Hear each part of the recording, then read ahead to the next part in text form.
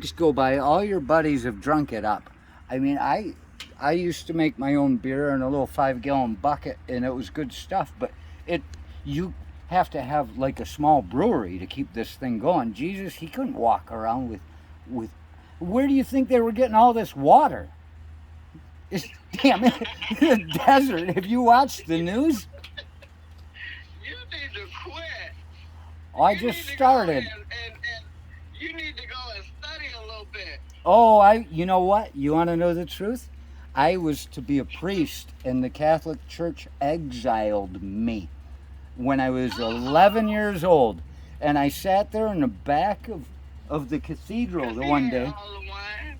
No, I was a good kid. Just happened to be that my dad couldn't afford Catholic school anymore, so he was sending us to public school that year. I was there for 7 a.m. At Mass, serving 7 a.m. Mass on the first day of school so I could make it to school on my bike like a good little 11-year-old kid. And Monsignor Kaminsky in the sacristy, he looked at me and he said, so, we'll get to that later. He said, he says, you going to St. Mary's again this year, Archie? And I said, no, Monsignor. This is a revered man in our community. He bought us chocolate milk in the lunchroom. And I said, no, we're going, my dad sent us to public school. And he said, you know, God won't bless you anymore. And they took my altar boy robes away from me. And then about a year later, after I'd had time to sit in the back of the cathedral, the seat of the diocese where the bishop sits, it was a big deal. I'm sitting there with my dad in the back, and I realized I may not be the chosen one, but if Jesus is coming back, he's going to need a friend. Maybe I'm Judas. And then they called me and asked me to come back because they couldn't get enough altar boys from St. Mary's. And without saying it, without even knowing the words, I felt it. And the words, fuck you, came out when I looked at my mom. And my mom, in my soul, not in words, not in thoughts, that being old enough now to know how that feels to say that, that's exactly how I felt as a good kid. And they did this to me. And my mother just looked into the phone and said, no, I don't think he'll be coming back. She just saw the look on my face and said, no. I meant it. So I have actually studied deeply. I've actually done sacred pilgrimages around Tibet, where Christ himself is said to have spent some of the lost years. And I've been on the Silk Road, Jayuguan, where they exile people into the Gobi Desert. I have traveled the world looking for these things. I've actually been to 2 of the power points on the planet Earth out of the 3 that are mentioned in the Necronomicon. I've been to the Ziggurat in the city of Ur outside of Babylon, you know, biblical stuff. Abraham, Ishmael, Sarah, Hagar. I saw where they laid, where they were born. I was in the tombs. I've also been to the Tor at Avalon in England, where they say they took the blood of Christ to that place. I've been to places without even trying. I'm just 1 PowerPoint away. And that's going to be an altar in Montchartrain Cathedral in France. I'm going to have to make a special trip of it one day. Or maybe not. It'll just happen on its own. I never meant to do any of these things, but I'm very deep. Oh, baby Birda. Birda, you do not know who you got here. I am come back as Judas to clean up the name. Judas was the best friend of Christ. Jesus could not have done this without Judas. Nobody could have been cold and calculated enough and as strong into the cause as Judas. Everybody else was doubting him. I mean, this Judas... What Judas you talking about now? I'm talking about the one that was his best friend, the one that gave up wealth and a wife to go with these people, versus Peter the Rock, the one that needed everything explained to him because he was not too bright, but he would foment the keystone the cornerstone of his church. It's the small people that don't understand the depths of what Christ was actually getting at. He was trying to get us to be nice. And now we have pictures of him with AR-15s on politics. What do you think about what they're doing to that? What do you think about them taking away, not abortion? See, this is the problem. People talk about they're taking away abortion. They made it a fight against abortion or not abortion. It's not a fight against or for abortion. It's about the idea that they're taking away half of our humans' right. I am sickened by my wife just having to feel like if something happened, we have no rights anymore. It doesn't hurt me. Doesn't bother me at all. They're taking away the respect and the love that a person can feel. And you know, without love, a child cannot be born without love. And a child that is born into rape and horror is raised in a situation, whether he's given to somebody that cares for him or not, it's tainted. Well, you must take it. What did you call me for, Birda? You know who I am. Isn't she It's passionate about the her Judas cause? resurrection. Isn't she passionate about her cause? Aren't you? How? Oh, did you call other people in the room? I hear other people laughing. Right, no, I'm driving. You are practically speaking in tongues right now. I swear I saw 2 to 3 people, not heard. I could see your faces. And you were laughing, and it may be the 2 other parts of you that you don't often talk to, you finally found something you can agree upon. This is horrific. And now you find the bottom line. What is it that's holding you back, Birda?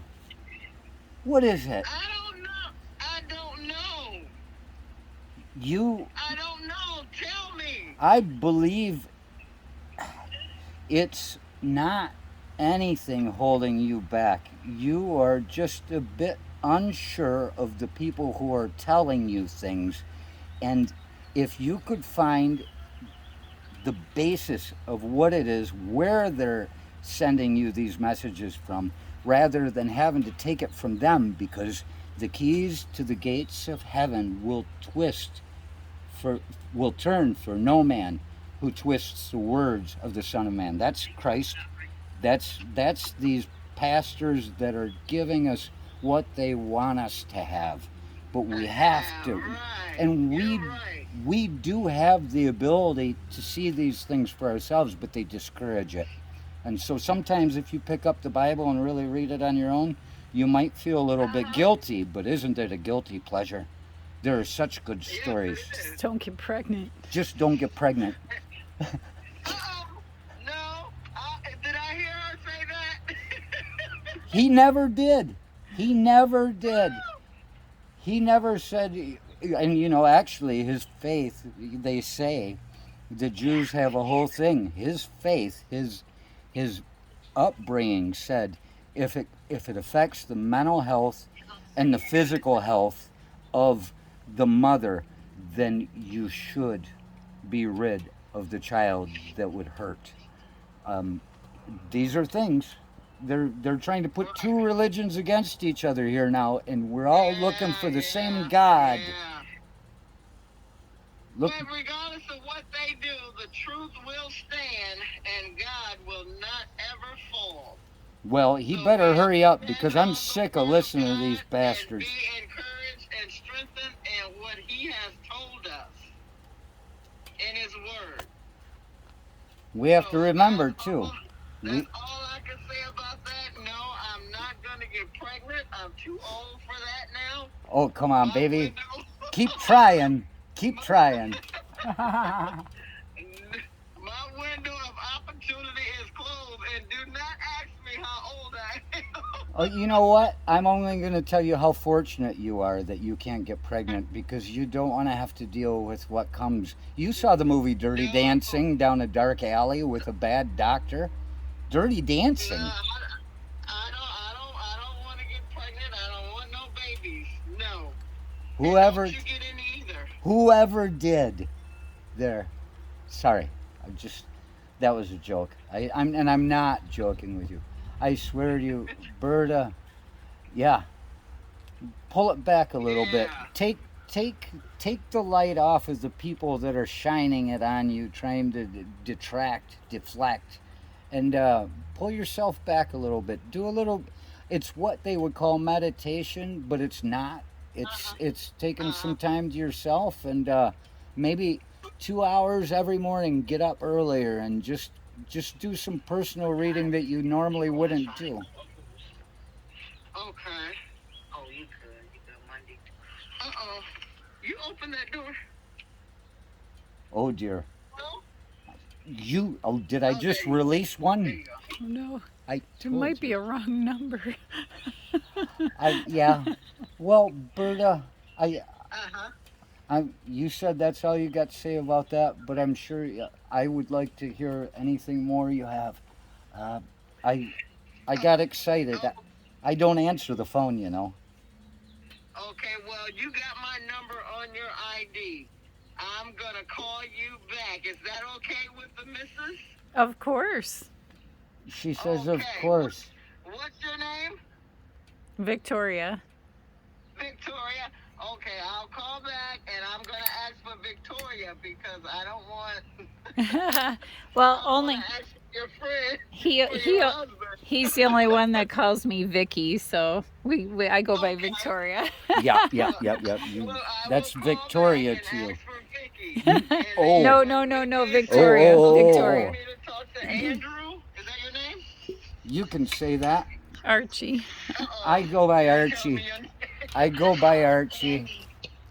Okay. But I've got to run in the store right now, and I will What are you buying? definitely call you guys back. Well, Okay? you Okay. know, Get a chance to talk again. Berta, Uh-huh.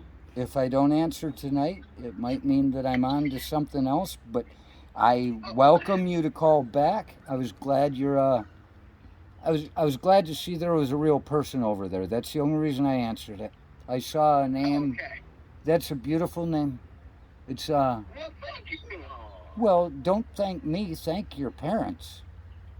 Right. That's an old army Thank thing. him, thank God, and I thank you for liking it. All right. Okay, be well. Okay. And thank you for All right. shopping at God bless you. Walgreens. What? Okay. All right. Bye, baby. Okay. Bye-bye.